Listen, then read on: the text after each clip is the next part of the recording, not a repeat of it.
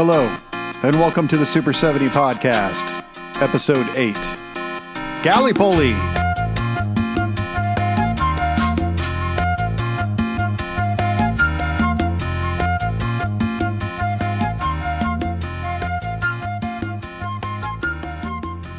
Super 70 is a podcast meant to play along with the film we are discussing. You don't have to, though, and can go on listening without watching anything.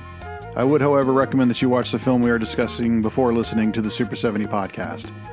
You can download the commentary from iTunes, SoundCloud, or my website at www.thatdylandavis.com. I'm Dylan Davis. I will be using the initial DVD release of Gallipoli from 1999. Yes, I do know how to pronounce it. If you press play on that DVD now, this podcast should sync with the rest of the film.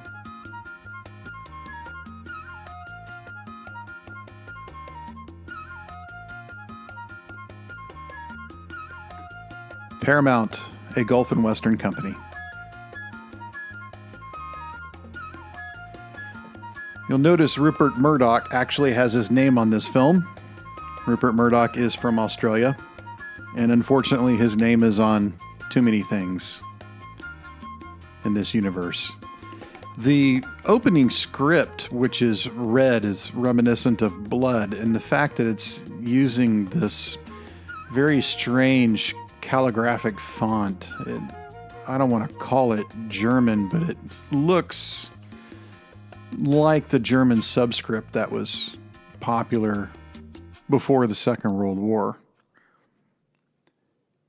The intention might have been to make it look somewhat Arabic, but even that would be wrong because the Turks don't speak Arabic. So I'm not exactly sure what the purpose of using that specific font for this was. Notice Wendy Weir was the design coordinator. She is who you think she should be. The opening being the black with the red lettering really is meant to make you feel like this is a tragedy. And it is a tragedy. It's a coming of age story, which is not unknown in any genre or of narrative storytelling. Playing the overture over the black opening, it really is supposed to set the mood for the downer that this movie is. And really that's contrasted with the opening, which is this guy preparing to run, Mark Lee as Archie. And here we set the whole, fast as a cheetah. Fast as a cheetah. And if the film had just opened with this, opened with the run, opened with this effectively him winning and then ruining his feet, but he won, right? You would get the impression that maybe this film is more lighthearted than it was meant to be. And you would be really surprised at the end of it when the tragedy does happen. Because we start with Mark Lee and we end with Mark Lee.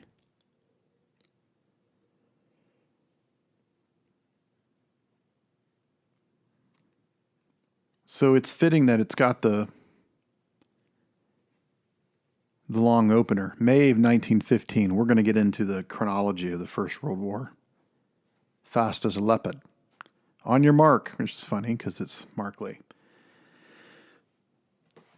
So the opening credits being black really is the correct mood for it.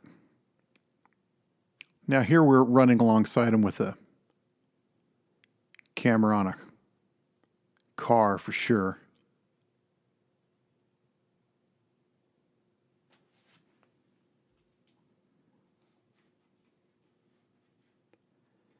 And this coach is strangely dressed up like a sailor. So this is probably not the best idea I've had, but here it is. I'm going to drink a Foster's every 10 minutes until I pass out, and then I'm going to start drinking 2 every 10 minutes. And unlike most of my other podcasts, I don't actually have a script. I'm going to bullshit my way through this with a bunch of notes. On the flip side, this is, I think, Peter Weir's shortest film. And to make things real interesting, I don't think that I've seen this film since 1990 or something. So I haven't seen it before I pressed record, so this should be fascinating.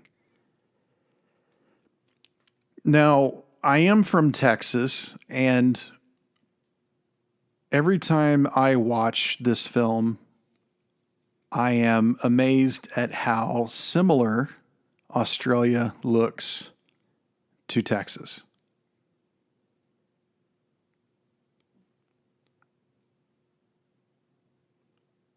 And not just in looks, but in feel.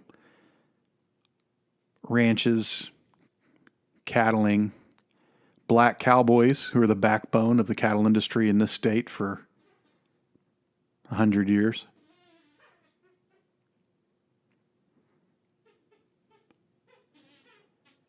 Give him a wash. So we've got racism here right off the bat.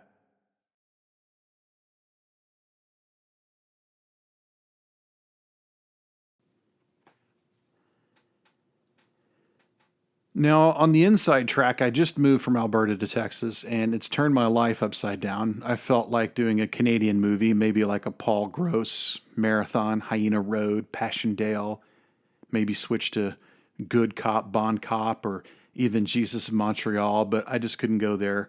And I'm not a real big David Cronenberg fan, so forgive me, I'm going to wing this one.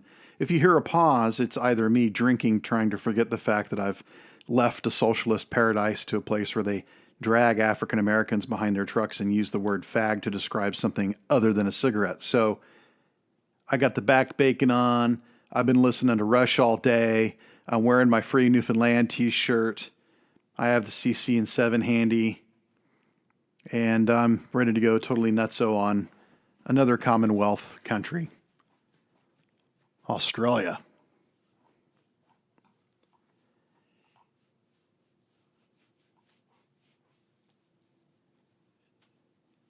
And I am late on this, since the anniversary for Gallipoli is already passed. I've missed it by a year. I'm just like I missed lining up my Ghostbusters podcast with the new film by a couple of months, and I missed the Back to the Future anniversary by a whole year.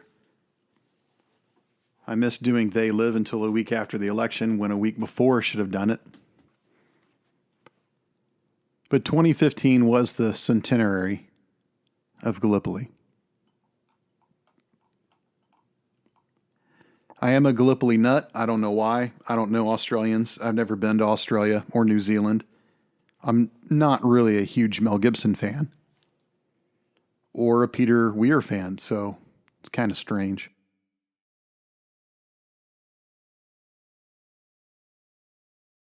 The film is effectively divided into 3 very unequal acts. The first act is this southwestern Australia. And then the second act is a shorter act in Cairo. And then the third act is going to be on Gallipoli, and that's going to be the shortest one. So you're going to spend the majority of your time in Australia, a minority of the time in Gallipoli. Only, I think, the last 10 or 15 minutes is actually at Gallipoli itself.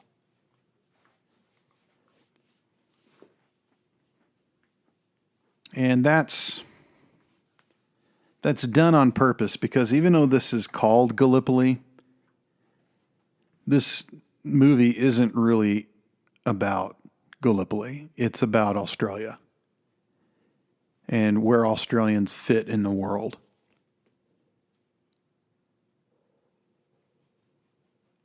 Now, the horse, I'm sure, has shoes on, right? It's got iron shoe horns on. I would imagine that it would. So why couldn't he wear shoes, right?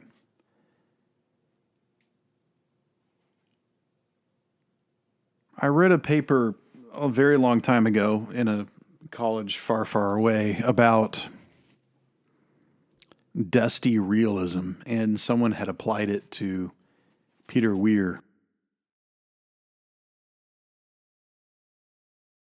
And if you look at Peter Weir's films, even the way back, definitely Gallipoli, Picnic at Hanging Rock, a little bit. But, they're not clean films. They're not sanitized. They're very dirty. It does remind me of Star Wars, right? And George Lucas's idea of used space as a guideline.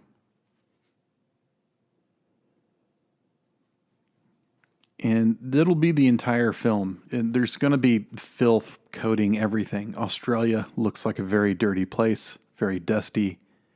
Cairo is going to look worse. And the only place that could conceivably be worse than Cairo is Turkey, Gallipoli itself.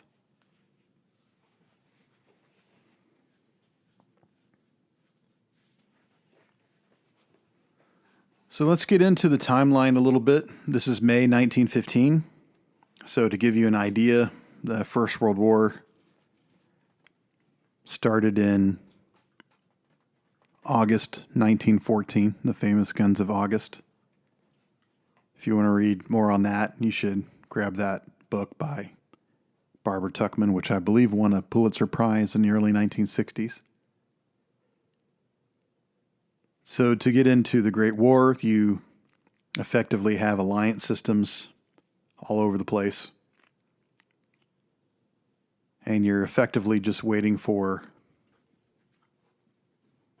something to set the alliance systems off against each other. I'm greatly simplifying it. And the spark that causes it is the Archduke Franz Ferdinand, who's the heir to the throne of Austria. He's shot in Sarajevo in the summer of 1914. And the diplomacy to avoid a confrontation with Austria-Hungary fails. Germany issues Austria-Hungary a blank check to invade Serbia. Austria-Hungary invades Serbia. Russia invades Germany on behalf of their alliance with Serbia. But before any of that can happen, Germany executes the Schlieffen Plan, which is the invasion and occupation of France, which is stopped by the French army at the First Battle of the Marne. And by Christmas of 1914, everyone is pretty much in a stalemate. And that's what leads to battles like Gallipoli, interventions like the one in Thessaloniki in Greece, and the war truly expanding into a global conflict. Let them fall, Mowgli. They're only tears. So Mowgli sat and cried as though his heart would break, and he'd never cried in all his life before. Now, he said, I will go to men. Now, that's Kipling. That's from the Jungle Book. Why are we reading Kipling? Kipling was, until probably about 30, 40 years ago, he was one of the most popular authors in the English language. I think he's probably been replaced by Hemingway in terms of good authors, classical authors, classical in the modern sense. And the Jungle Book and Kipling is seen to be this sort of patriarchal, slightly misogynistic, but mainly racist work by Kipling to reinforce the entire idea of the British Empire. And this film is is about the British Empire, their Gallipoli, their baptism of fire, splendid gallantry, magnificent achievement. And here's Archie first getting the idea of where the peninsula is. He actually points to Anzac Cove, which is where he'll be going, because the battle is bigger, right? 29th of April. Here's the Gallipoli joke. And this is very good exposition, this railroad camp, that kind of skips the entry of the war and goes right into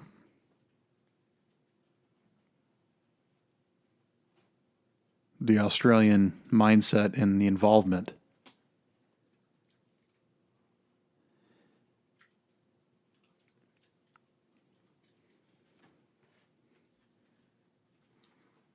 So this is not Mel Gibson's first film, but it's right up there.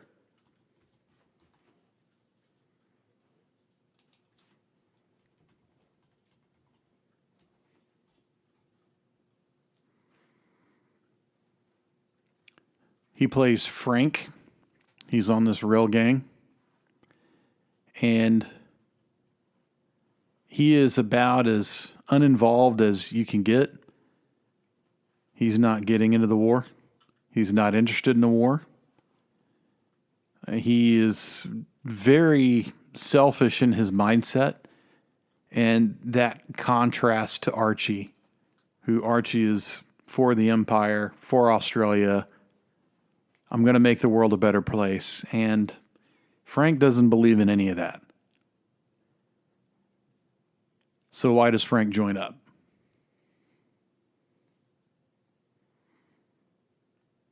Very good question, if he holds those beliefs at the time. Now, the idea of these runners, the two runners, actually comes from a real source in history, because there were two runners who were very close to competing, who competed together, who went to Gallipoli, and they both died there. And that was the genesis of the screenplay for this film.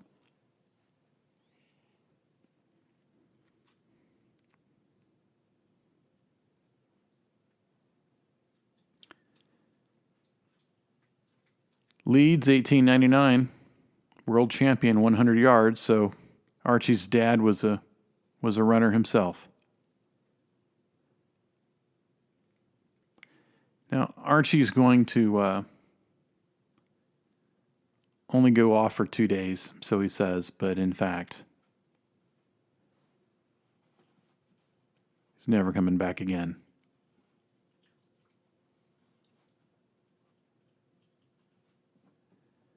These are just beautiful shots of Australia here. And at this time, Australia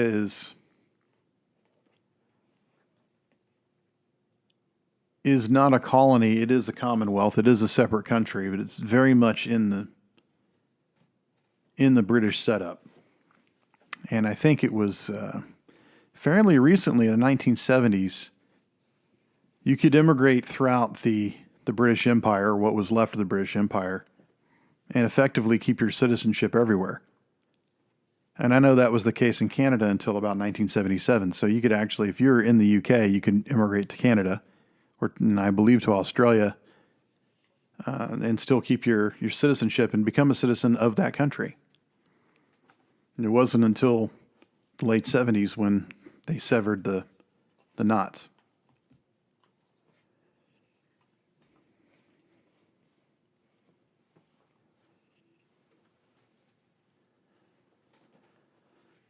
And mainly the popular conception of Australia is false. You know, here's Tipperary that they're playing in the background, and that's on purpose. It's a famous First World War song. If you listen to the First World War podcast, that opens up pretty much every episode. Pretty good podcast. I recommend that one. And I think there's about 12 episodes that break down the Battle of Gallipoli, which I recommend highly.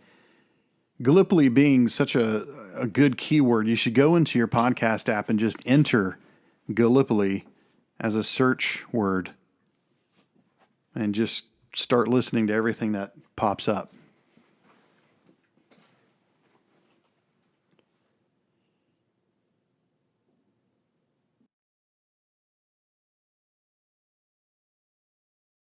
James Cook found Australia in 1770 in Botany Bay, for you Star Trek Wrath of Khan fans.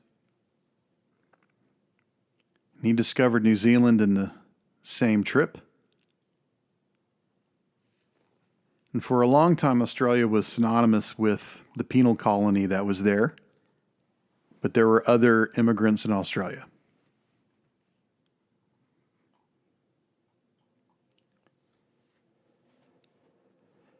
Now, Mel Gibson did some drama in Australia for a number of years until he was cast in Mad Max, which came out in 1979. He was also in Tim, which came out the same year. Mad Max hits the U.S. in 1981, and Mad Max Fever takes place in a film that he did previously called Attack Force Z was released to cash in on his stardom. Unfortunately, Attack Force Z isn't very good. It's him and Sam Neill. 1981 was also the release of The Road Warrior. And that, of course, came out the same year as Gallipoli. So he's got 2 credits in 79, 3 credits in 81. 1982, he does The Year of the Living Dangerously, which is a fantastic film with Linda Hunt was nominated for Best Supporting Actress, if I remember correctly, when she actually played a man. And that pretty much got her the role in Dune. 1984 is when he starts getting noticed, really noticed. The Bounty, The River, Mrs. Soulful. 1985, Mad Max Beyond Thunderdome. But 1987 is the big year for him, Lethal Weapon. 88 is when he does Tequila Sunrise, and that's pretty much when his career takes off, is 87, 88.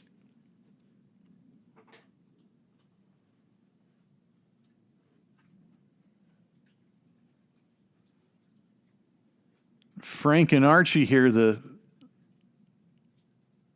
2 runners so close. The race was so close. But Archie did it. And again, that's the basis of the film, was this real story about these 2 real runners.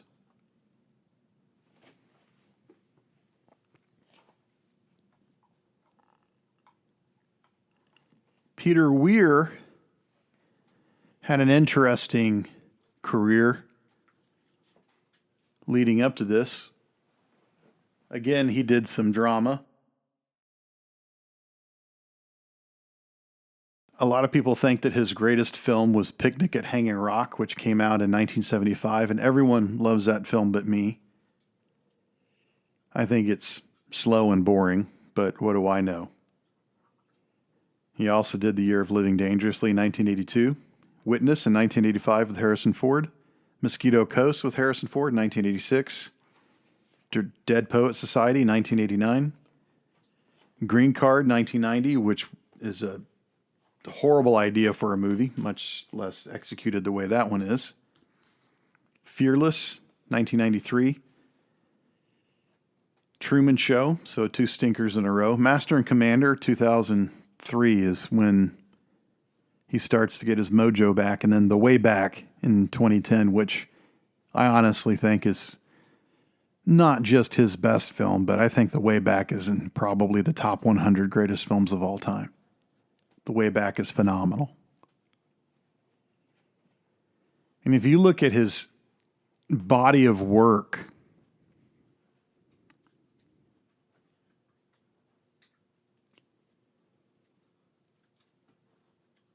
a lot of people call it weird film, right?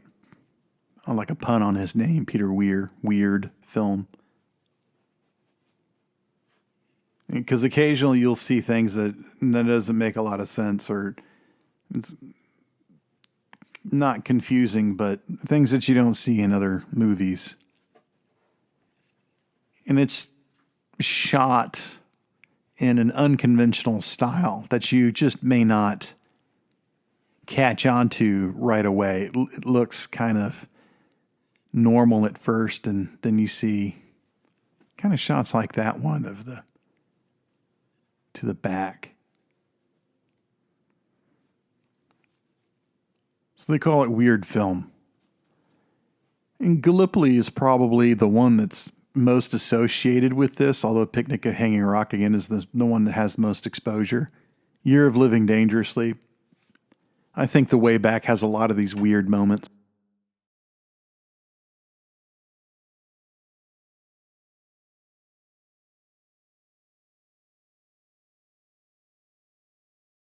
Now, if you want to know everything there is to know about the Battle of Gallipoli, then you should check out this author by the name of Charles Edwin Woodrow Bean, C.E.W. Bean.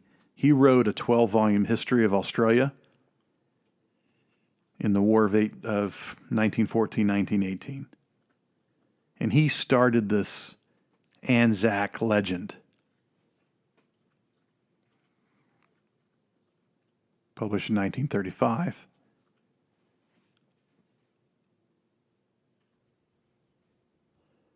And Bean died in 1968. G'day. Australia's fighting force faces baptism of fire on the rocky slopes of Gallipoli and proved themselves heroes. Maybe, but they also proved themselves dead.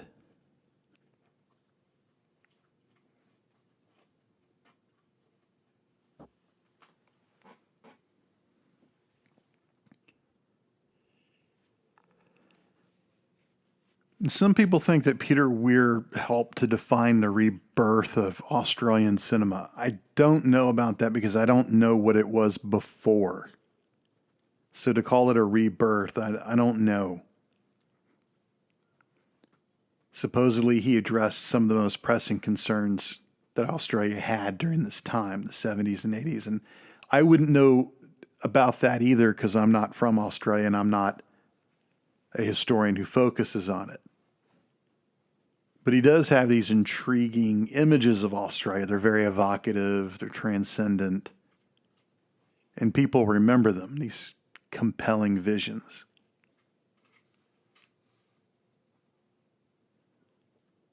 And eventually he took that knowledge base and went to Hollywood.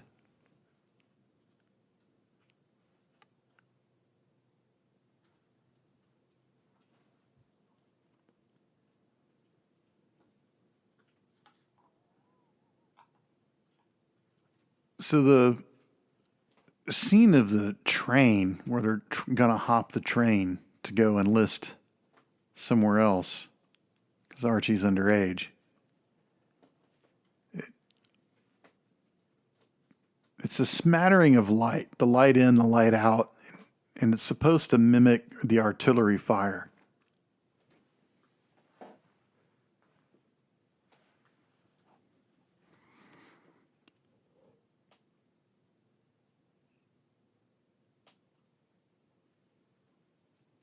And here the boys are off. And they're on their way to lose their innocence, to lose their youth, to lose their potential, to find out how futile war is, what war costs. And apparently this was a big hit in Australia.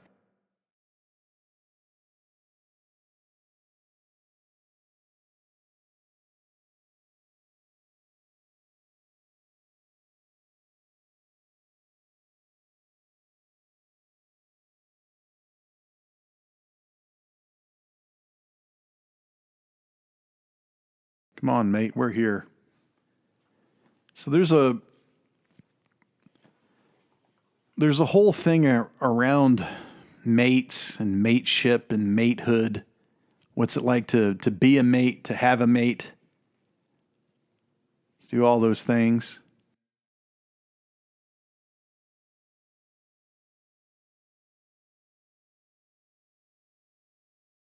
To call someone mate. It's more than just to say someone's your friend, to call someone a bloke. It's the way that you use the word, right? And Gallipoli pretty much shows this mateship going on.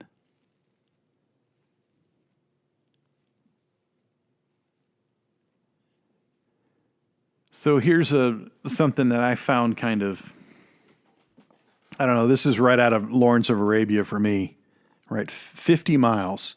So theoretically, if they can walk 25 miles a day, which is possible because Caesar did it, then they could get to where they're going in 2 days. The end of the second day, maybe, if you slack off a bit, you can make it in the third. But going across this desert when it's hot and everything, you're going to have to walk 18, 20 hours a day.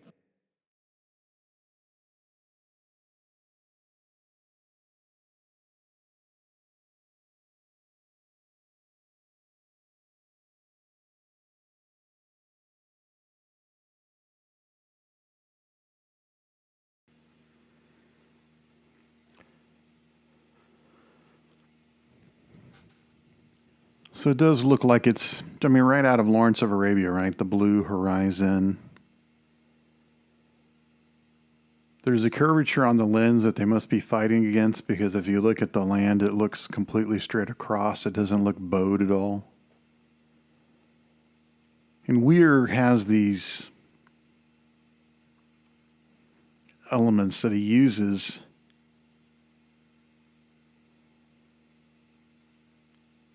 Some would call them experimental. Like, I don't think that this shot is experimental. I think that it's ripped off from Lawrence of Arabia.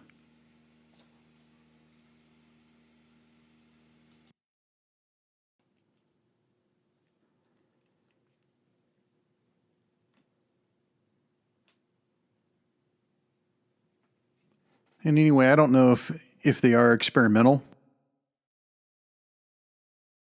I don't know if you could call them that. But you could call them different. They're shot differently. I don't know if this shot is done out of a helicopter or what, but that's an original shot. And this is kind of reminds me of the way back when they're going across the desert. I think they're in Mongolia. And here, even look at that, where you've got the footprints leading right up to where they are.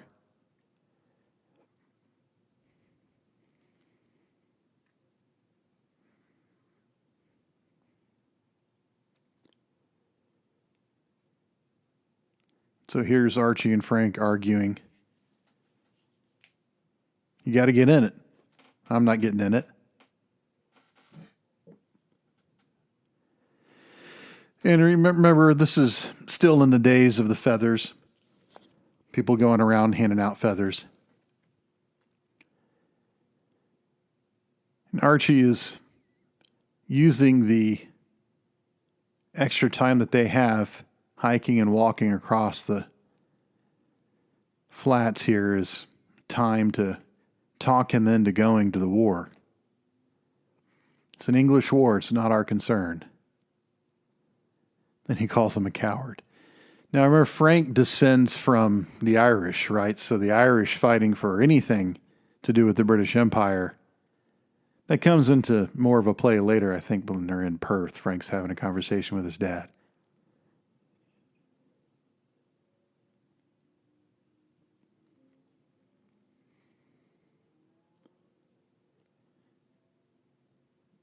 And if there's one thing that I would say that Weir defies as far as his filmmaking is concerned, like, what would you put Gallipoli in terms of a genre? Or any of Peter Weir's films, for that matter. What would they fit? Where does The Year of Living Dangerously fit in terms of a genre or the way back? Master and Commander is maybe the one that fits best, right? Like that's an epic, that's a spectacle, that's a huge budget, spectacular film.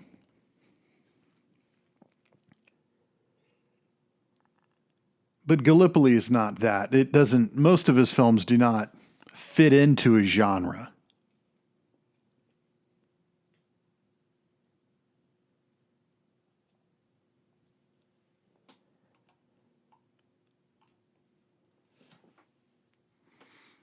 All of them deal with conflict. Most of them deal with loss, grief, confusion, spiritual awakening.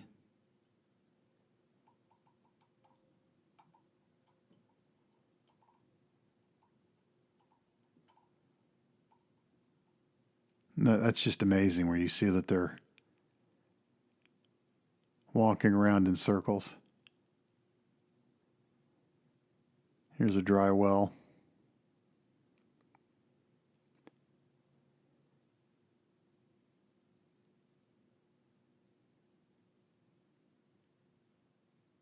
Then finally, it comes to him. What's going on?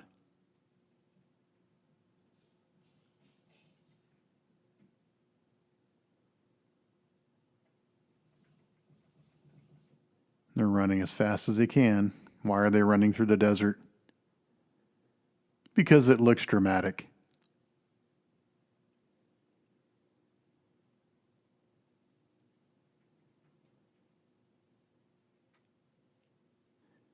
That's why.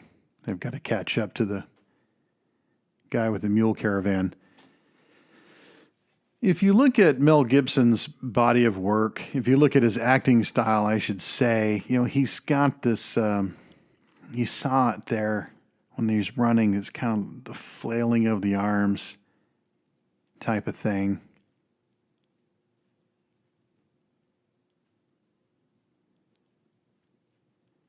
And the way that he holds himself, the way that he throws his arms around, his gait, it's pretty consistent film to film. I would say the one that breaks it the most is The Man Without a Face.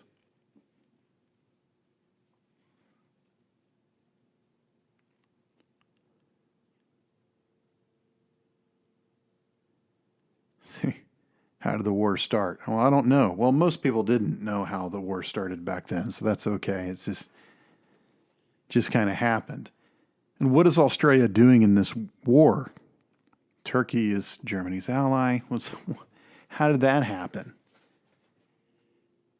You get into all of these arguments of why did the war start? Why is Australia in the war? Why is America in the war? Eric Larson wrote a really good book about that when he did the Lusitania.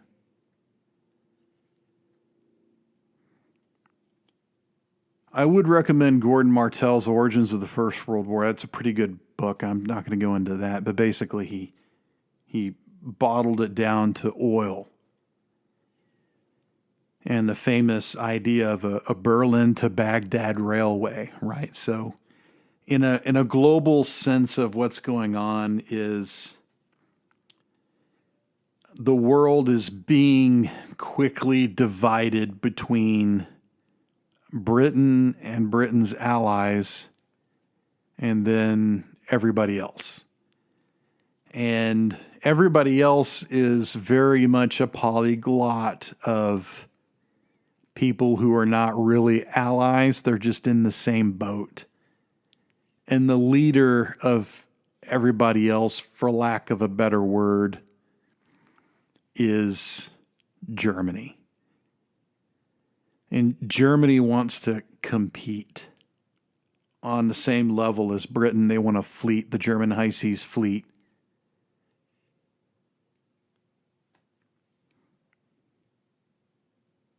They want to build up a colonial empire like Britain is building. This guy on the left looks like Prince Charles. See, look at this very strange shot that's sculpted here. Most people, when they do period pieces like this, when they want to line people up, they want them to make them look like a painting. Weir's not interested in that.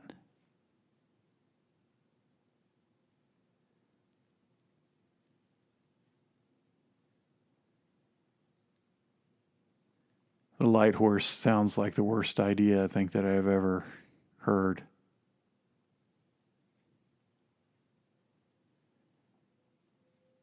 Everyone's expecting them to do X, Y, and Z.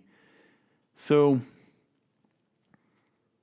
if Germany's going to compete with Britain and her allies, then it needs a fleet that it can manage it. And this is the days before airplanes, of course. So that means that they're going to have an enormous fleet to expand their colonial empire and to keep the colonies that they've got. And that means that they're going to need a lot of oil.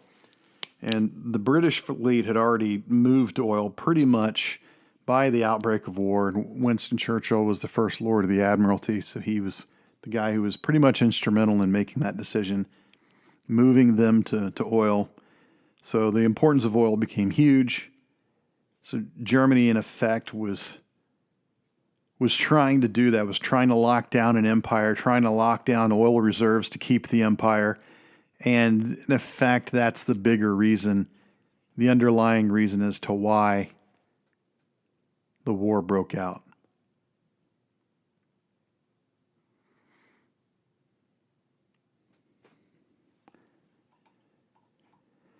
And then, of course, what is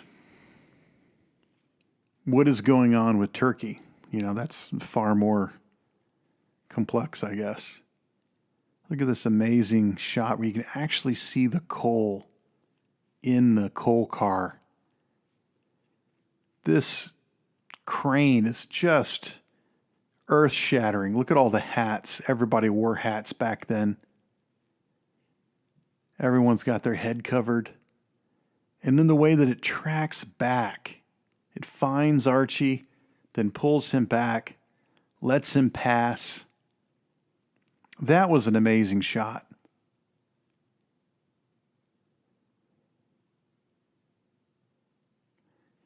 And Weir will do that to you. He'll have a whole bunch of boring stuff followed by one or two shots of stuff that's just mind-boggling. Like those shots in the desert were just so well done, right?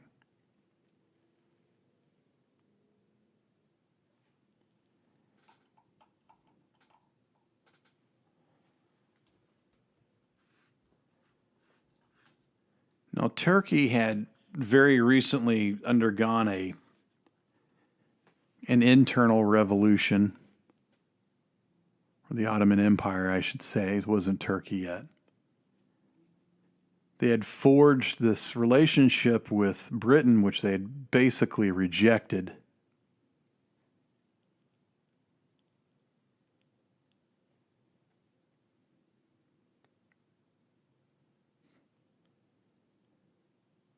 I never understood this whole let's give him a mustache thing. That looks like crap. Just grow a real mustache.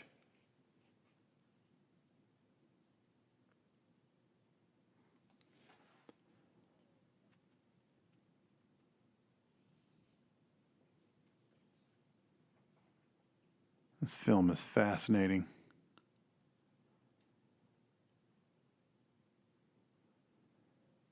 The English murdered your grandfather, hung him up with his own belt at the crossroads, 5 miles from Dublin. See? Not fighting for the empire. I'm going to keep my head down. Well, good luck with that in Gallipoli. So Turkey aligned with Germany. Turkey gets into this whole Berlin to Baghdad pipeline idea. The railway, I should say. It wasn't really a pipeline. And it never really came to fruition. And the Turks cut off the Dardanelles from any traffic going to Russia through the Black Sea. Russia, of course, was allied with Britain and France. So the immediate impact to Russia after the army failed in the field was really, really bad. Like something like 90% of Russia's grain and 50% of her exports moved through the Dardanelles. And so that was over. Archangel, which is the Russian port, which is east of Finland, that froze in the winter, and the Kaiser's fleet sealed off the Baltic Sea access to St. Petersburg. So the only way to get in and out of Russia was Vladivostok, and that was 5,000 miles away from Moscow. So it seemed even from the start like Russia was going to be fighting a really uphill battle. So closing the Dardanelles was by itself an act of war, and that involved Britain and France because they relied on Ukrainian grain to feed the troops on the Western Front. Okay? And U-boats were sinking everything that was coming across the North Atlantic. Everything is a general term, I know. So the Dardanelles was governed by the Ottoman Empire, well, Turkey, but it was regulated by an international commission, and when it was closed, that violated all these laws of international shipping. So closing the straits was an act of war.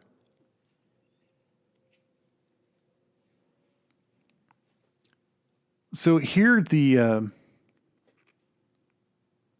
stiff upper lip of the British being conveyed onto the Australians, and you'll see this among the officer class. Weir is really good at conveying, okay, well, the officer class of the Australians, they're going to model themselves after the Brits. And Weir sees this as a bad thing. Although I don't know what choice they have.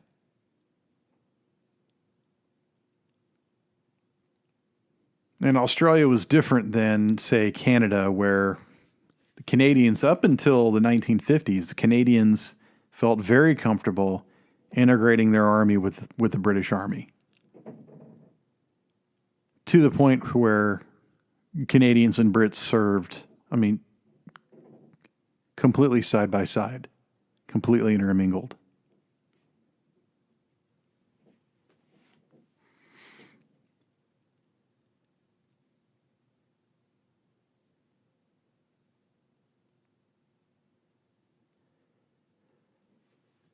Now, when it comes to the Dardanelles, the idea actually came as a result of a request from the Grand Duke of Russia, Nicholas Romanov, who was the uncle, I believe, of the Tsar. So he asked for help, and then Lord Kitchener, the British Secretary of State for War, he was a legend by this time. He initially was the guy who came to the War Council that was running the war for Great Britain and saying, we've got to do something to help Russia. We've got to reduce pressure on Russian forces fighting, or they're going to drop out of the war. And that's, we can't have that. They're tying down too many troops. So the Grand Duke did not specifically indicate that Gallipoli would be something to do, but the Brits had to do something. And that's where history now is really complex. And I think most of it it gets it wrong. And I don't want to go deep into this as we're in this very neat car going up to the ship, but the streamers and everything's We Are Coming, right? Which is a huge, there's an Australian flag, the proto-Australian flag. And a night shot. It makes you wonder why did he film this at night?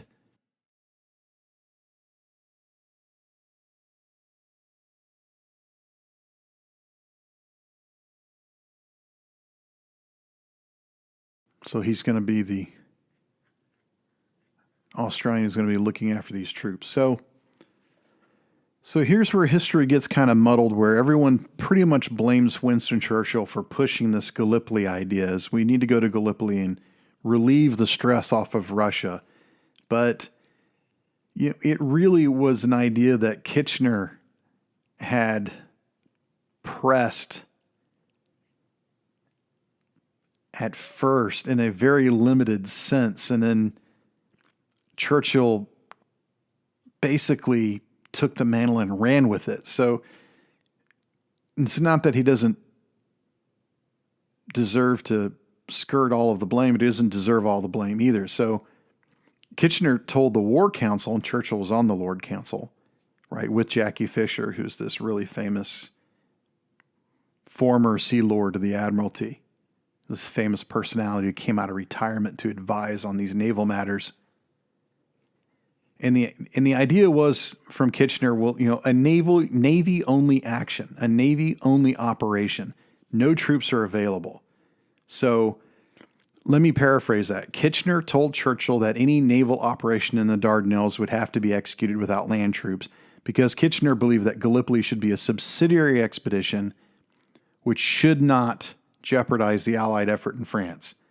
Now, this isn't very surprising because Churchill's not in charge of the army. Churchill's in charge of the Navy. So telling Churchill to do a Navy-only option, that makes complete sense because Churchill doesn't have an army to throw to the Dardanelles because that's not his department. But after Kitchener makes this decision, the War Council as a whole, and Churchill included, make a series of very catastrophic decisions that just completely dooms the Australian effort and the whole effort in the Dardanelles. So this evolution came up, this ad hoc, there's no real plan, right? Churchill asks this admiral named Carden, can we open the Dardanelles by sea only? Carden says yes. Churchill tells the War Council, we can do it. And Churchill sends Carden in January, go ahead and try to open it up.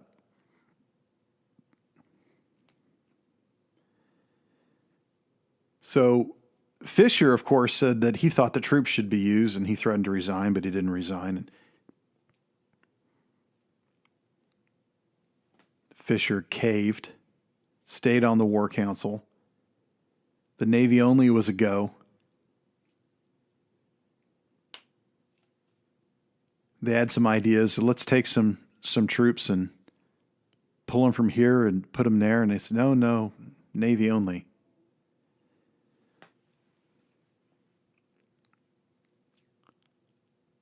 So this is Giza. I'm going to tell you a couple of things about Giza that's, in case you've never been there, you don't know. Giza is not out in the middle of the desert. Giza is a suburb of Cairo, which is pretty much surrounded on all sides by endless city that just sprawls and sprawls. Cairo is huge. Cairo is just absolutely enormous. And I was there before the revolution. So 2005, 2006, 2007, I was in Egypt working. And I would have vacation days here and there, and a couple of those days I went off to see the pyramids. And I was, absolutely stunned, like everybody.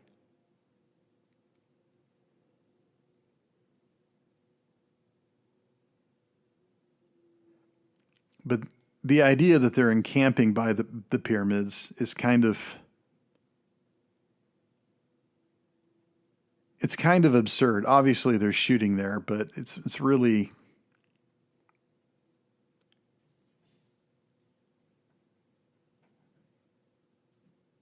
It's not like you're in the middle of the desert. You're not in the middle of the desert. You're in the middle of a city. And shot of the Sphinx.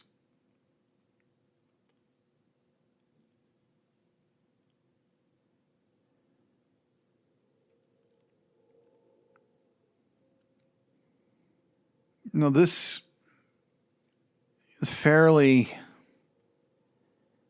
insensitive portrayal of Arabs, which are marginalized in this movie, and Turks are marginalized too. And this is a movie that unfortunately pushes the other.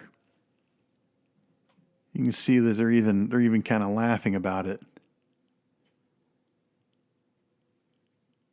the VD talk that he gives here. Horribly painful, difficult to cure. Embarrassing questions at home.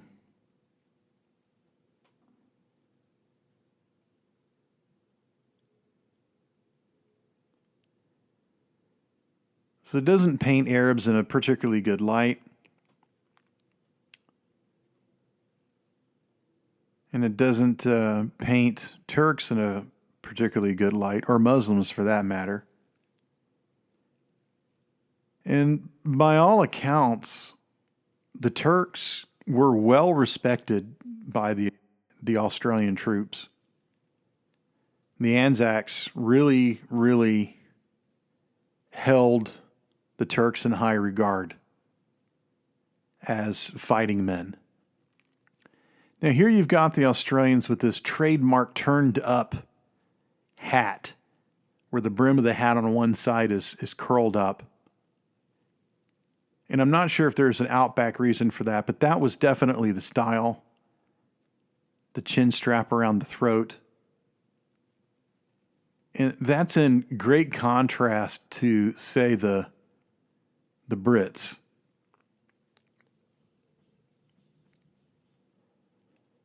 The Brits don't have this sort of plains hat. It's 5 piastres, 2 piastres. Nothing's changed. When I was in Cairo, it seemed like everybody had something to sell. So here the Brits going by, right? And I remember Frank is an Irishman.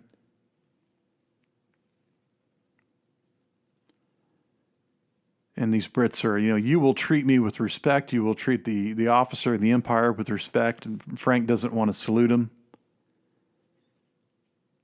So we'll just let those pleated bastards go.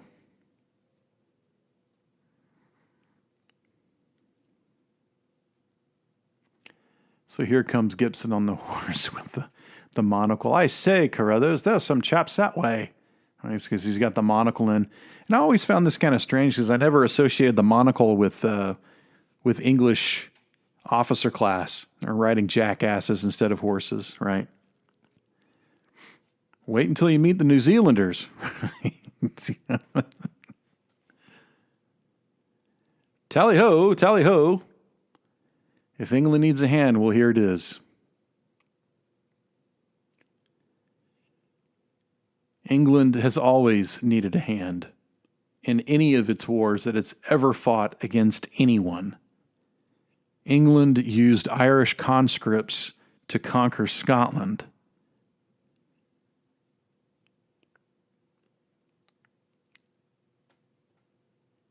He used everybody to conquer Wales. He used prisoners to conquer Australia.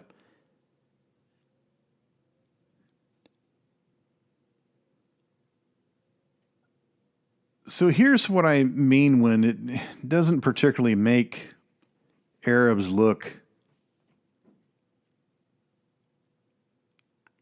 very appeasing or appetizing or selling these pictures.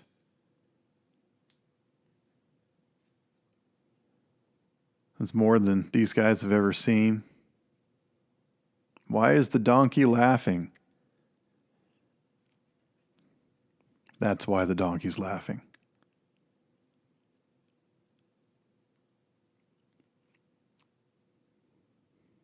Life is cheap and the women have no respect for themselves. It's the same in most foreign places. So I wouldn't say that's a very original outlook. I think that's every place that people think of themselves. Being Americans, we think our country is the greatest and life is cheap in other places. And it reminds me of that short scene in Peter Davis's Hearts and Minds when he has an interview with General Westmoreland during the Vietnam War, or actually he's retired. It's after the Vietnam War. Westmoreland's talking about, well, life is cheap, to the Asian or to the Vietnamese person, life is very cheap. And then it cuts to a village that B-52 bombers are just erasing from the earth. So to whom is life very cheap? So these conceptions of how other cultures are, what other cultures are, why other cultures are the way they are, It doesn't make Australians look very good. And here's this guy who's just trying to make a living, and then they go in there and they hassle him. Now, in all likelihood, this guy could have sold the same forged piece or passed off piece of antiquity to someone else. And they're up in arms about it. It's not, we find out later that's not the same store. It's a different store. He doesn't successfully tell his friends, hey, I didn't buy that rip-off piece from here. I bought it from this other place over there. I bought this at another shop and I paid 5 shillings for it. Whereas my friend Mr. Wilson bought this from you. It's the same damn piece. You know, if you don't want to get ripped off as a gringo overseas, then don't go overseas. If you don't want to get ripped off while shopping for stuff in Africa, then don't go to Africa. Or China, or anywhere for that matter, right? Like in China, we had a saying when I was there, you know, white man's price, Chinese price. If you could get it somewhere in the middle, you'd be doing good. But, you know, why be a dick about it? So they're going to trash this place. Doesn't particularly make them look very good. Again, othering, right? The dumb Arab, the stupid Arab. That guy's probably not even an Arab, that actor. He's probably an Australian. They was working in the Arab version of Tan Face. And you see he throws the fez back into the shop, right? And the Egyptians don't even wear fezzes, right? It's a Turk thing. This is it here. It was the wrong shop. Hey, fellas, come back. No, they're gone. See, they're dealing pornography here on the street. And then one Australian steals it and runs off.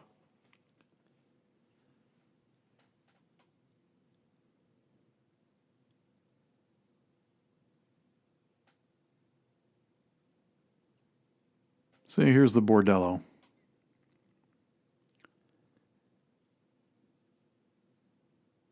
And while we're watching nasty things like the bordello, we'll go ahead and go back into politics, because that, after all, that's what politics is one big whorehouse.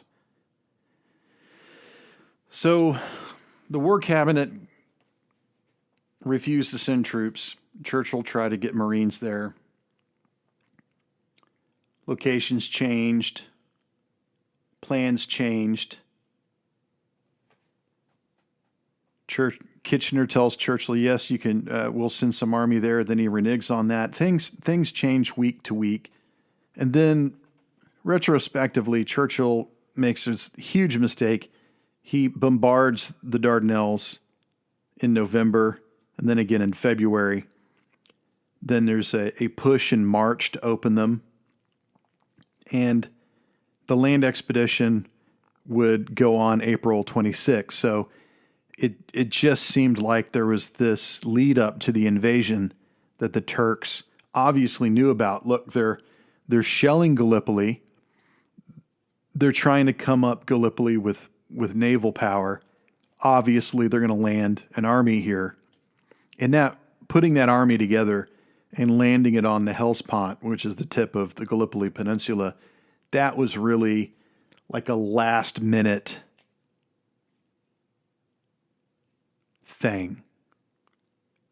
They really, really threw that together last minute, to the point to where when they finally got to Gallipoli, you know, the ships were packed wrong, right? Like the ammunition was on the bottom and the sleeping bags were on the top, type of thing. And then had to be sent back and unpacked and repacked. It was flipping crazy. So this is one of those amazing shots that Weir is really trying to go with this grand vision, this sort of, again, Lawrence of Arabia type of shots, and I don't think that he's pulling it off. He really falls short. Like, look, he's shooting this guy up against the sky. It's a very cheap way of doing something in a studio, and you don't have to shoot him on location.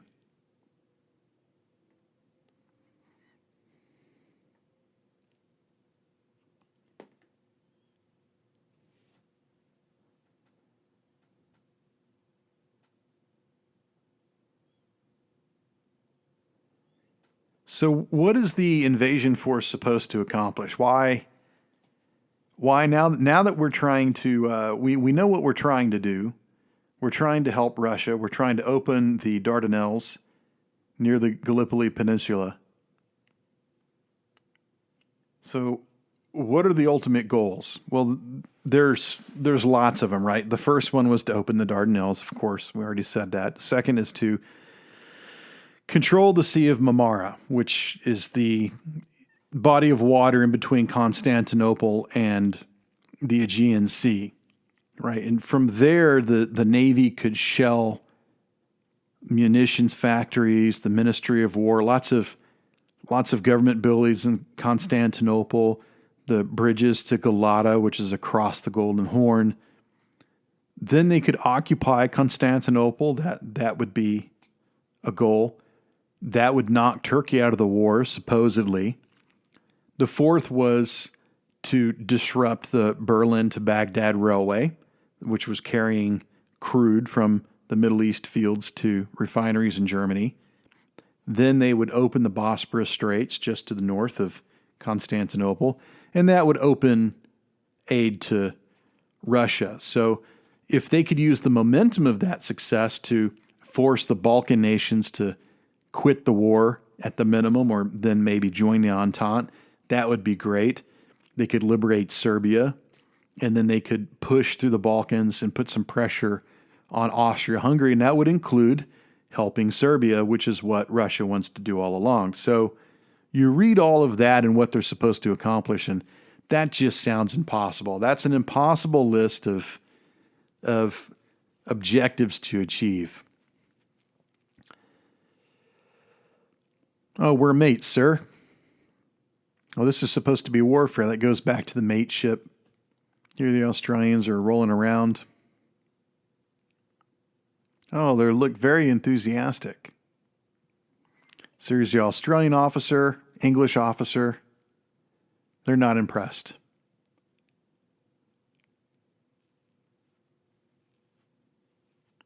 Break it up.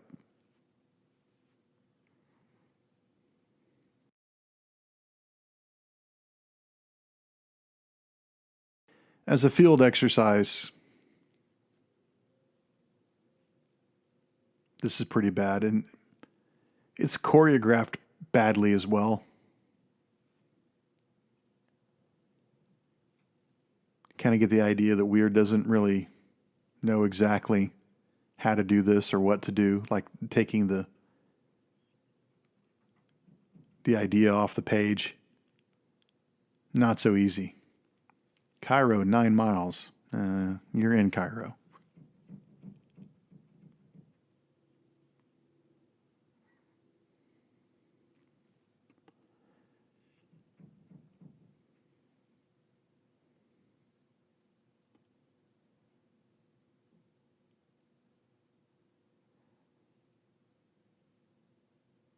This is a great shot.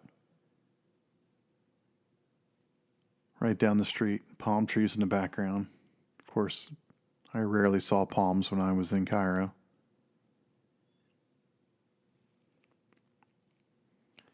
So here they go. Fast as a cheetah.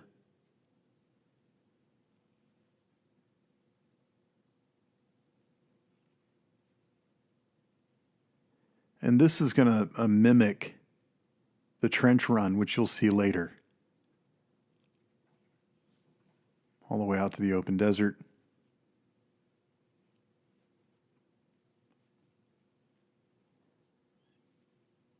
Which we all already said, we know that it's not open.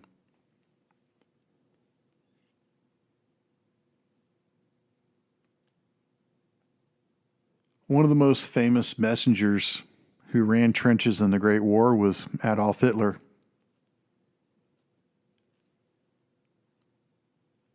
And there's a debate now whether or not he was a good messenger or a regular messenger or bad messenger.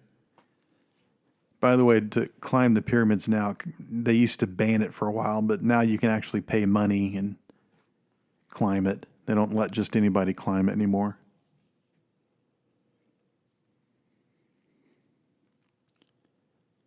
Graffiti from Napoleon. Frank and Archie. Australian Expeditionary Force.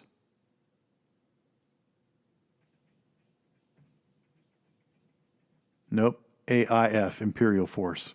I apologize, you Aussies and New Zealanders.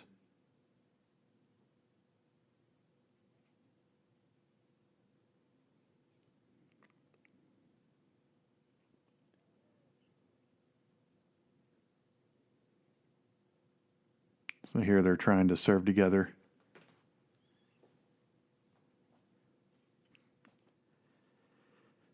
So the push to open the Dardanelles, it didn't work out. Mines took out most of the ships. That was in March 1915. The element of surprise was gone. Turkey knows now that where they're going to be invaded, so they asked Germany for help. Germany sends advisors, they send artillery. The Turks start fortifying the peninsula. Hundreds of German army regulars and officers are sent to support the Turks. They send down General Lehmann von Sanders to help put this unit together, this Turkish unit that's going to fight off the invasion, which they know is coming. Turkey was being funded by like 100,000 Deutschmarks a month by the time the landing happens in April of 1915. Churchill fires that Admiral Carden who failed to open it up, the Dardanelles. Plans change again.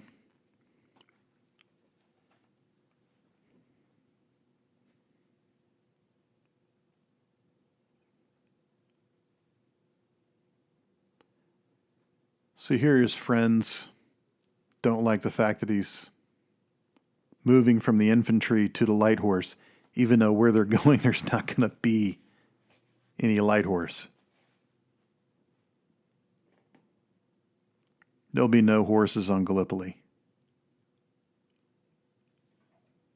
He's got his riding crop now. Now I'm going to talk to the ladies.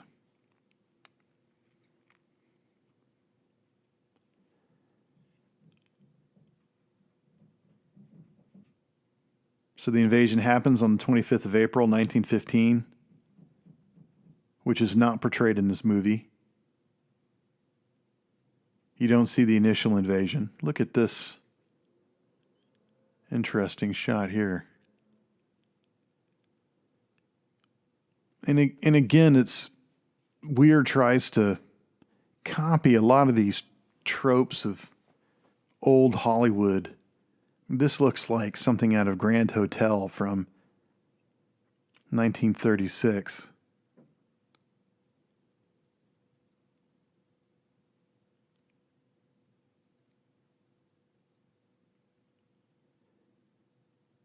Looks kind of like the Coconut Grove. Palm trees on the inside of the hotel.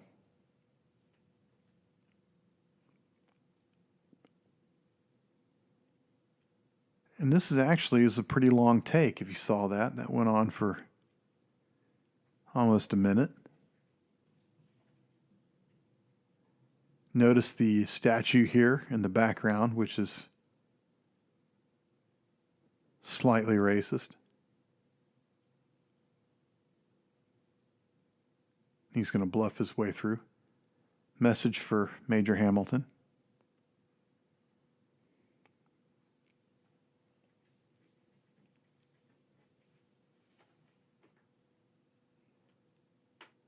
So the invasion happens. Everything quickly goes to shit. And as the battle goes on, everything is in short supplies, right? 2/3 of all the water had to be shipped in. This guy named Ian Hamilton, he was leading the army. But it was Churchill who had to feed and clothe it, right? And you're talking like 80 tons a day of water had to be shipped in, and that wasn't enough. So they had to ration each soldier to 1 canteen of water a day. And the Turks had problems too, but they seemed really insignificant compared to what the Anzacs were facing, the Allies as a whole. Eventually, Hamilton was fired, and he never served in the field again.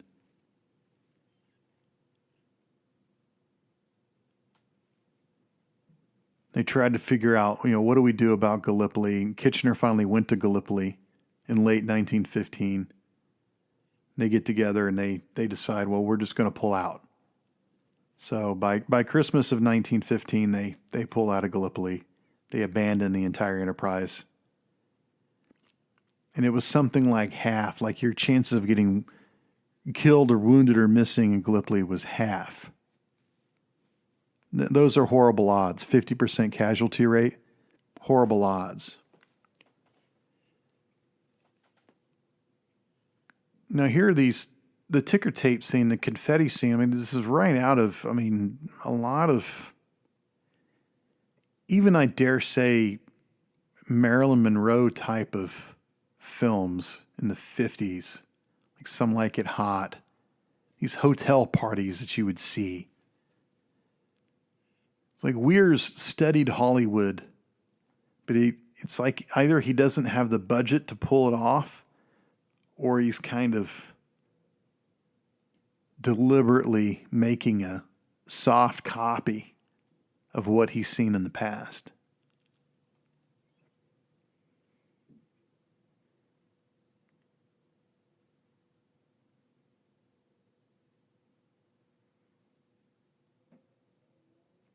The night boat, the searchlight.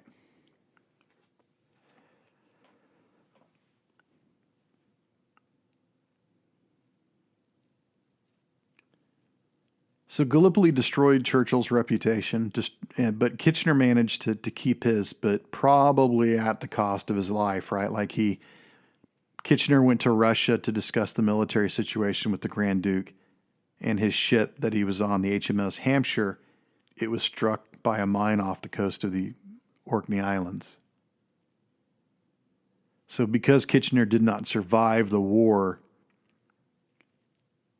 it's seen as it saved his reputation. So here's the first shot that we have of Anzac Cove. Now remember that there are several beaches on Gallipoli, right? X Beach, Y Beach, W Beach, and the Brits are on a couple of those beaches. The French are on two of them. One is on Gallipoli, and then one is on the mainland, or I should say the Asian side of the Dardanelles. And then further up the western coast of Gallipoli, or I should say the northern coast of the peninsula, is Anzac Cove. So Anzac, I know it's a little late, an hour and whatever, 15 minutes into the film, but Anzac stands for Australian and New Zealand Army Corps. So the geographical location where they dropped them off the beach was a cove that jutted into the Aegean Sea, so they called it Anzac Cove because that was the sector where the Australians and New Zealanders were. And there was a battalion of Newfoundlanders that were there.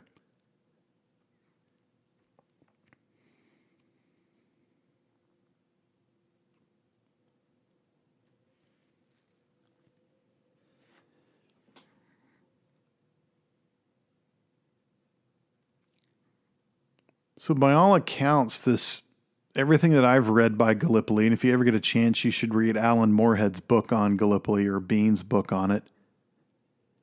All of this looks rather accurate as far as everything that I've read. And sandbags pretty much only up to the shoulders, where if you're on the Western Front, those sandbags would go way past your head.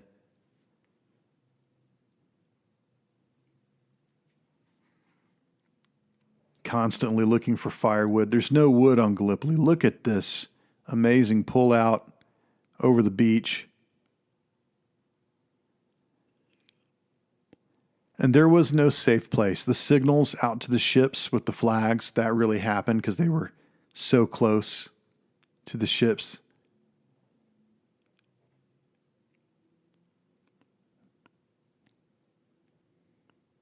This is another thing that they would do, which is in Moorehead's book,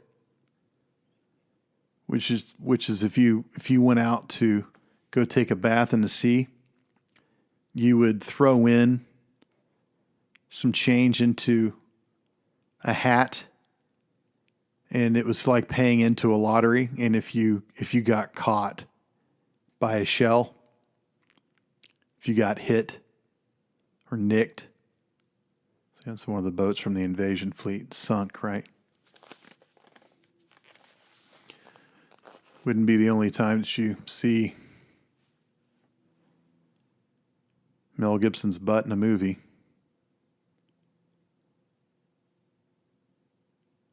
But if you got nicked by the artillery shell, then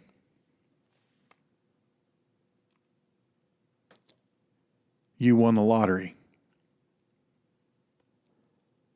Must have taken them forever to shoot this.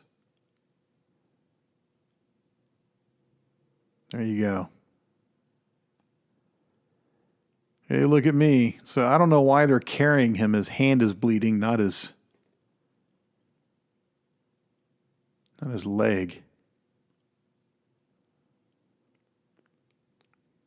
So he's on the canteen run.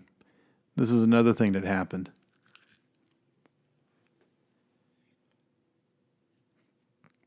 Constantly trying to fill up the water.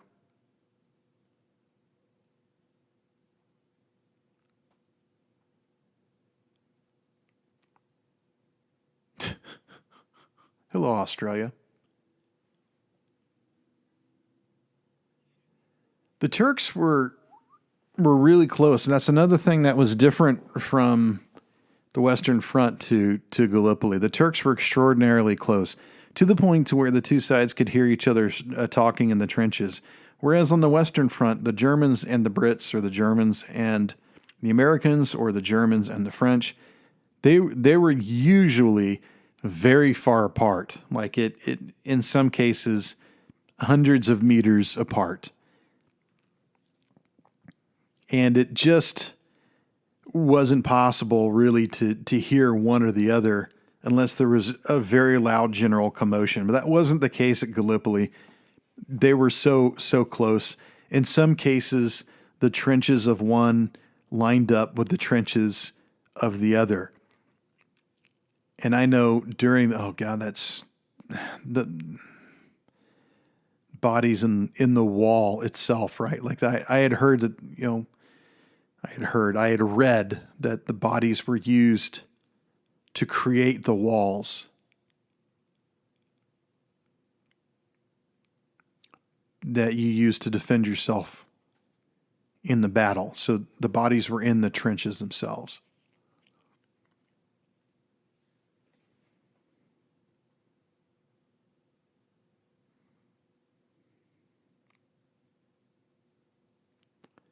And there was no safe place on Gallipoli at all. Here they are just using shrapnel to make handmade grenades to send over because they had so much trash. The trash problem on Gallipoli was unbelievable. They couldn't get all the trash off, all the consumables. And when they had abandoned it, they just left it there. And all that junk largely is still there. Even 100 years later, bringing all this crap onto the beach to support the army. Notice Gibson looks a little bit more red, like he's sunburned. So here's a captured Turk.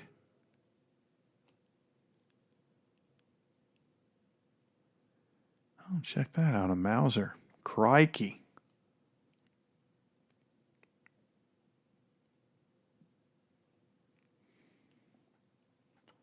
Horrible, horrible conditions. And the finale of the movie, now that we're in the third act, you've got about 30 minutes to go, I suspect. The finale is going to be the landing at Suvla Bay. So the battle went on for months. There was very incremental gains by the Brits and the French in the south, and then by the Australians and the New Zealanders on the north side of the island. But they were just inching, and it was just costing lives and costing lives and costing lives. They just could not get an edge up. They could not find that breakthrough. It just stagnated, just like the Western Front did. It was just a complete repeat.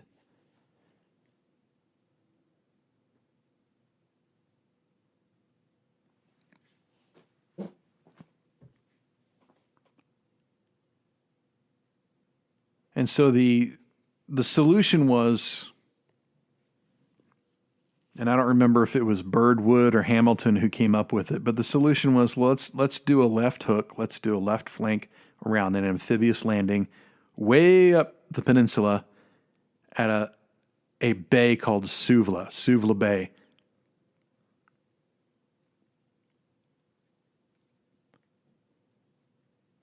And we're going to land a fresh division up at Suvla. I think it was 25,000 British troops. And at the same time, the Australians are going to launch an attack at the worst spot on Anzac Cove, which is called the Neck, N-E-K. And the Neck was just absolutely the worst place. Now, everywhere on Gallipoli was pre-sighted with artillery shells. So it didn't matter where you were on Gallipoli, you could get hit by one or the other, right? The Turks knew where everybody was on the beach, and the Brits and the Australians knew where all the Turks were. So the idea that you could hide, that wasn't an idea at all. And here he's talking, we're going to be in Constantinople in a week, then we're going to knock Turkey out of the war. And that's just complete nonsense. Absolute nonsense. Wishful thinking.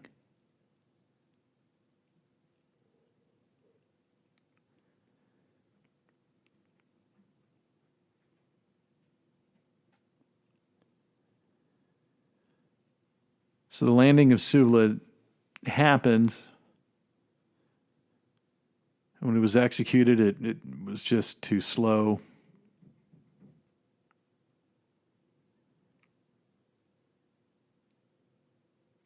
And then the Australians, they pushed at the Neck and they all died for nothing. There were no gains, or they were negligible gains, I would say. Were they drinking tea on the beach? Possibly. And the day of the Anzac invasion, there were Australian troops that were actually walking through the town of Corinthia, which is like midway through the peninsula, and they had walked back to report, hey, there's nobody out there, but they didn't rush up troops and take it. And something like 20,000 Australians had died just trying to get to that point.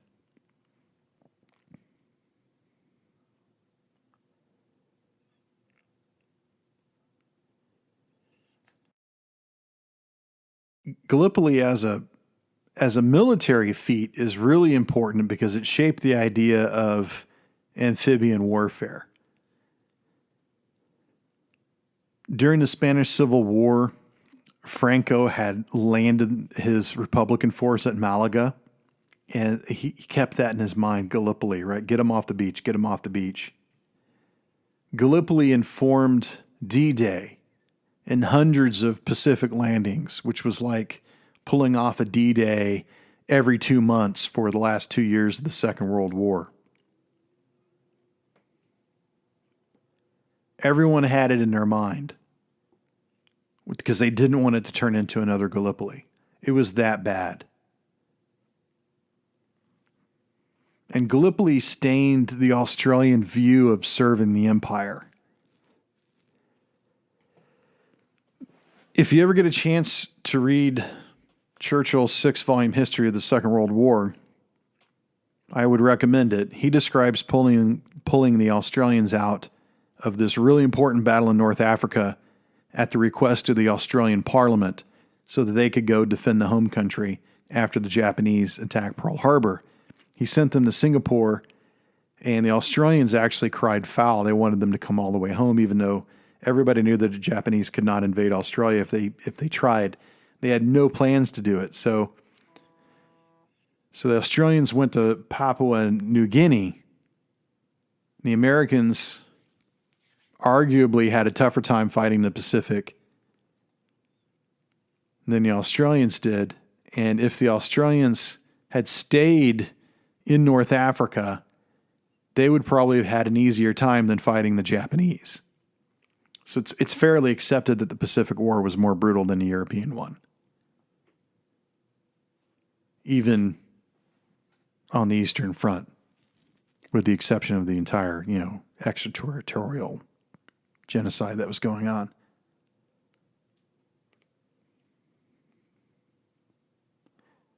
The Japanese had no means to invade Australia. They had no plans to invade the mainland. Sydney's almost as far as Tokyo as San Francisco is. So, but the Australians, they went to Vietnam, which they don't want to talk about now.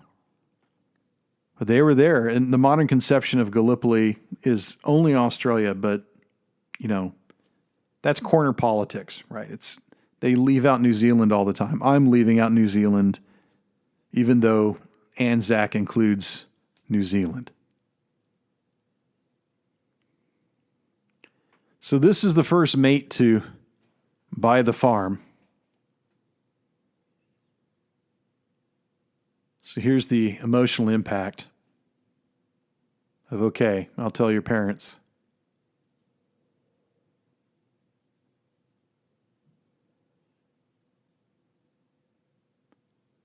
It's a tough life fighting in Anzac. So the entire New Zealand thing, there's a lot of bad blood because of Gallipoli and the New Zealand contribution not being really highlighted enough. So this film is only one point of view. It's a valid point of view, but it's only one. There were French at Gallipoli, across the straits at Kumkale. There were Newfoundlanders at Gallipoli, who later went on to the Somme, and 95% of them were killed in 20 minutes. There were some Canadians there, not Newfoundlanders, but mainland Canadians, because Newfoundland did not become a province of Canada until 1949. There's another film about Gallipoli that Russell Crowe directed and starred in called The Diviner. It's really boring, but it's good. He's not much of a director. He needs more practice. But I wouldn't pass that one up.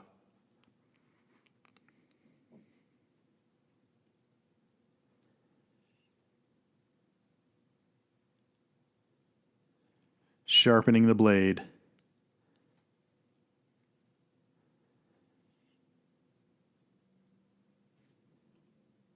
The fact is, the whole involvement there mimics the ending of the film, right? Gallipoli was an idiotic idea cooked up by too many smart people and executed by too many idiots, and the cost was very high.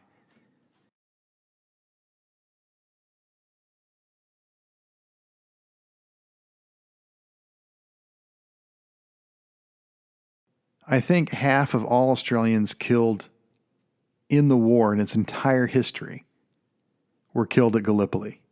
And what did it do? It changed nothing, absolutely nothing. And it's the very essence of waste. It's the prime example of a war not worth fighting. Australia got nothing out of Gallipoli, and they got nothing out of the First World War, except for the feeling that perhaps they didn't want to be part of this global order. And the New Zealanders, they even got less, right? They really got fucked because not only did they go and die just like the Australians did, but now most of the world doesn't even know that New Zealand was there, that the NZ in Anzac stands for New Zealand. And the country they bled with, the country they bled for, shits on them by ignoring their contribution. And here now I hear that New Zealanders can't go back and forth to Australia like they used to. And one of the best things that I've heard the past 15 years is if you had the Ring of Power, what would you do with it? And I'd like to think that I'm a big humanitarian and I'd feed the hungry, take care of all the kids being maimed and murdered in Syria right now, stuff like that. What would New Zealand do? Considering some New Zealanders have a worse opinion of Australia than they do of China or some terrorist organizations. But if New Zealand had the Ring of Power, they'd probably push Australia about as far away from them as possible.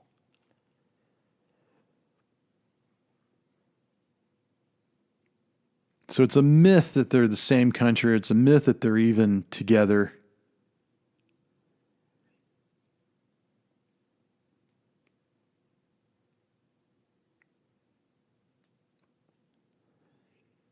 Lots of myths. There's myth of the runners, Archie and Frank. It's not wrong. It's not the only myth by far. What we need are more films about Gallipoli. We need more films about the French, about the New Zealanders, about the Newfoundlanders, even the Turks, especially the Turks. They need to understand their history now more than ever, I think. So Frank and Archie are separated. Fix bayonets.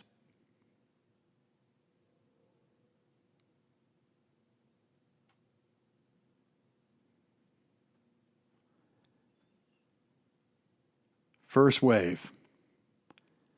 So here's the blow by blow that's going to go on.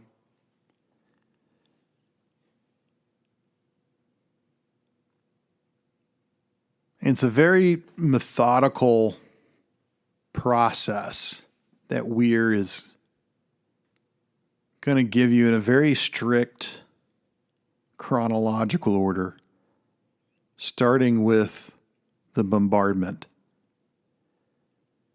which at this time, bombardments are only a tip-off. Bombardments are an advertisement. It's like hanging a big neon sign above the trench saying, "We're coming." The minute the bombardment stops, they're supposed to go over the top.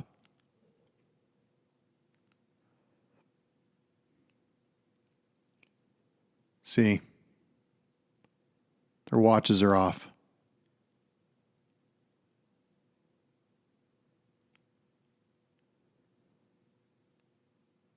And it's just as simple. They should have just jumped out of the trench, but there's the communication issue. It's just mind-boggling to me. See, here they are getting back into the trenches. They should have just gone up and gone over, but their instructions are not precise. Nothing is precise.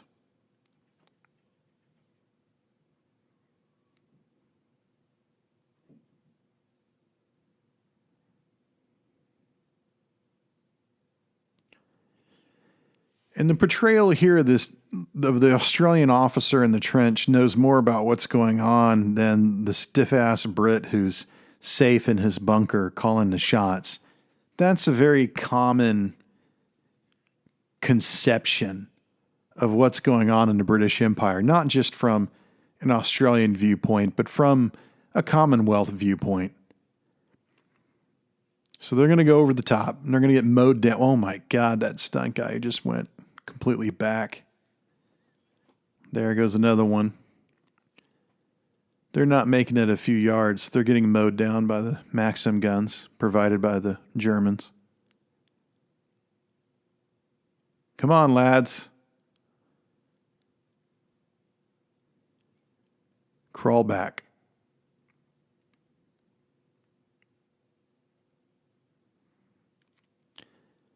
Now, why in God's green earth, if God exists, would you follow something like that?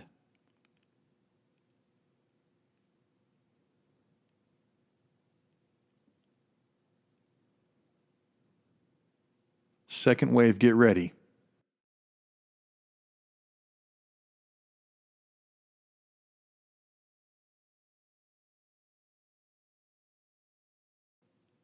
So the Turks got up out of the trench to take a knee. And Les is killed immediately.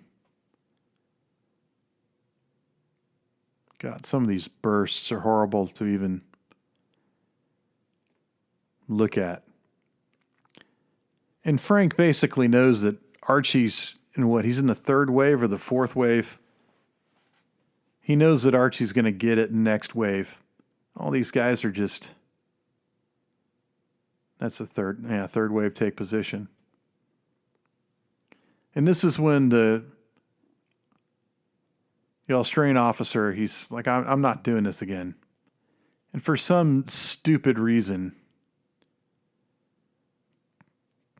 this guy says, there was a report that one of our marker flags was seen in the enemy trench. And that's, why does he even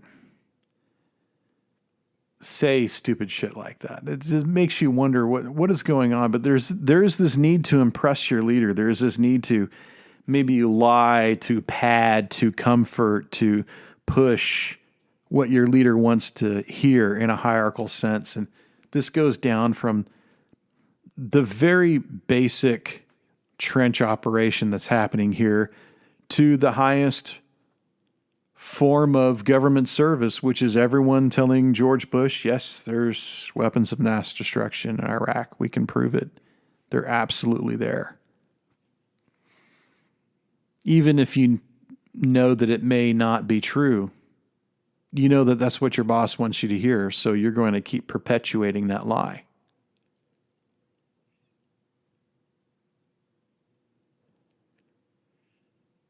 So even though everyone in the theater is sighing,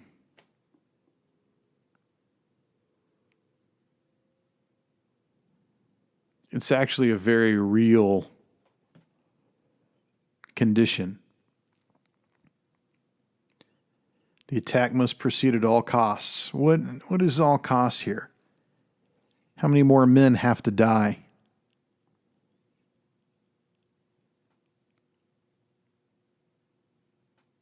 And that's when Frank says, I'm going to do something else. I'm going to go over his head. Somebody has to do something.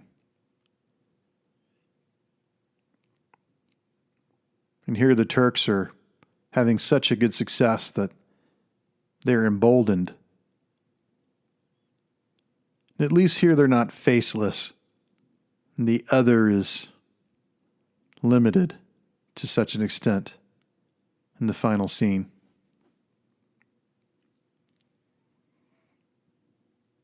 But it's still not enough.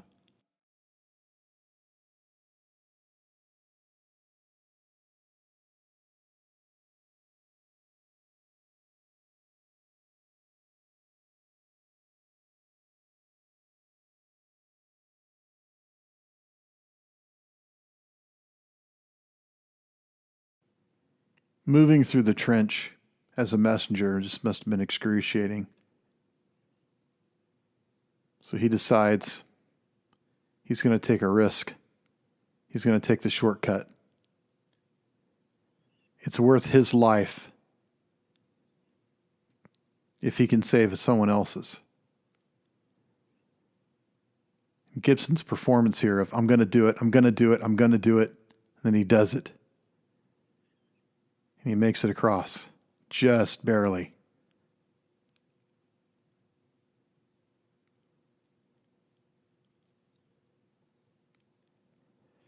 And again, the physicality of his performance is something that you'll see in every Gibson performance, how he just throws himself into the role, or whether he's dislocating his shoulder in Lethal Weapon 2 and putting it back into play.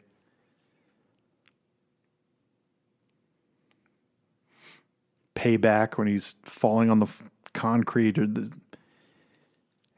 There's a lot of Charlie Chaplin and Mel Gibson, is how he throws himself around.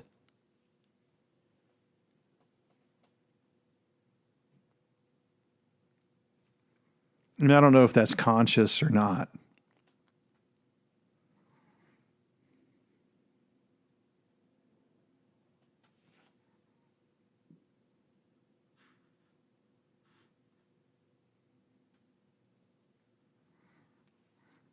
So who's running like the cheetah now? Who's got to be faster than Archie?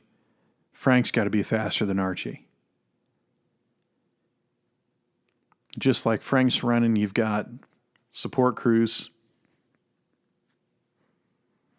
running through. Got to connect the wires.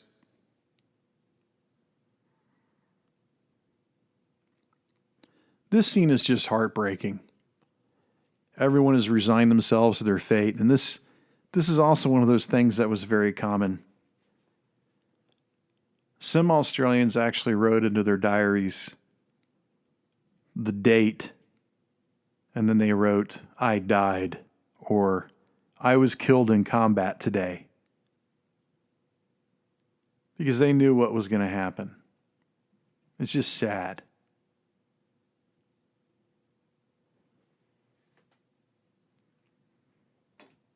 And they're waiting for the phone to ring, hoping against all hope. But even though it's absolutely hopeless, Weir is pushing it to you. Weir is telling you, you know that it's wrong, and I know that it's wrong, and they know that it's wrong, and everybody knows that this is pointless.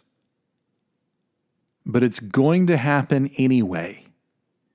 There's nothing that you can do to stop it. And there is no happy ending. There is no good thing to take out of this. There's nothing positive that came out of Gallipoli at all.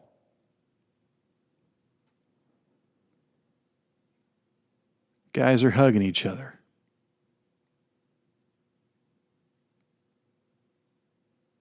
It's their last moment on Earth. And this, even with the way back, this might be Weir's best sequence that he's ever shot.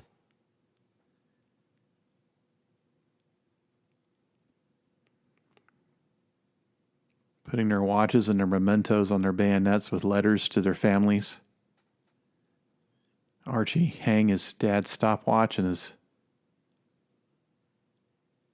running medal.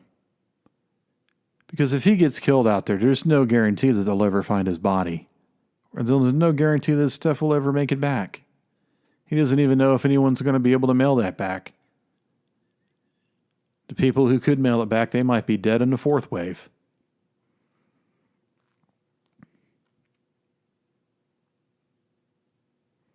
Reading from the book of Psalms.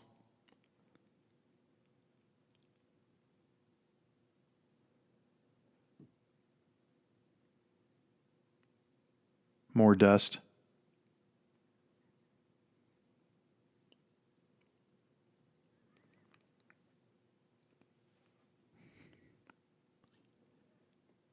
Run like a cheetah. So Weir very deliberately slows down the pace before he speeds up the action. And he's going to cut out the sound as the bayonets hit the edge of the trench. Here.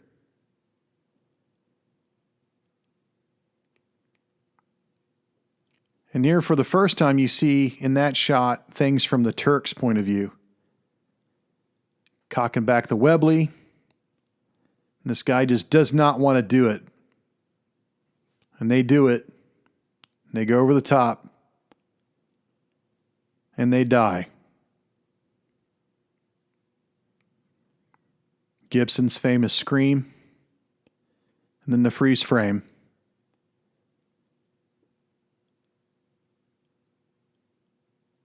Quite possibly the greatest anti-war movie ever.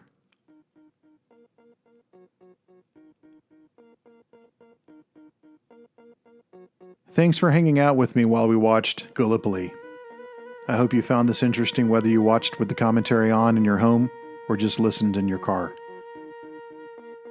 The Super 70 podcast is brought to you by Dylan Davis. That's me. You can find me, my podcast, my books, and my blog at www.thatdylandavis.com, where you can leave a comment under the Super 70 podcast tab. The Super 70 podcast is available on SoundCloud and iTunes. All music on this podcast was written and recorded by Rozalind MacPhail. You can reach her on SoundCloud.com. If you're offended by the interpretation of this film, please let me know by sending me an email at thatdylandavis@gmail.com. If you like the podcast, please express this on iTunes or SoundCloud by leaving a rating and a review. You can also find me on Twitter at thatdylandavis and find my books on Amazon.com. This is Dylan Davis, and we'll meet next time in the Bronski Theater.